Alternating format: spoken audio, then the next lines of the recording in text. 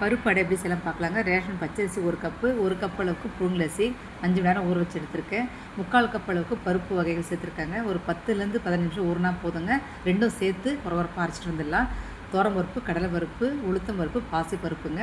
1 cup அளவுக்கு தேங்காய், 2 பல்லு பூண்டு, 2 துண்டு இஞ்சி, கொஞ்சமாக கறிவேப்பிலை, காரத்துக்கு வரமிளகாய், சீரகம், சோம்பு சேர்த்து நல்லா நைஸாக அரைச்சிட்டு வந்துடலாம்.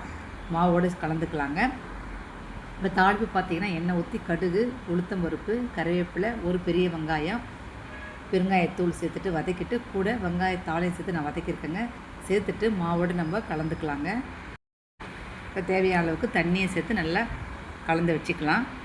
மாவு வந்து இந்த பதத்தில் ரொம்ப தண்ணியாகவும் இருக்கக்கூடாது, கட்டியாகவும் இருக்கக்கூடாது, இந்த அளவுக்கு இருக்கணுங்க. தோசைக்கல்லை நல்லெண்ணெயை சேர்த்துக்கலாங்க. ஒரு குழி கரண்டி அளவுக்கு மாவு எடுத்து நம்ம ஊற்றிக்கலாங்க. உங்களுக்கு எந்த அளவுக்கு வேணுமோ அந்தளவுக்கு ஊற்றிக்குங்க. அவ்வளோதாங்க. இப்போ திருப்பி போட்டுலாம் மூடி வச்சு வேக வச்சுக்கோங்க.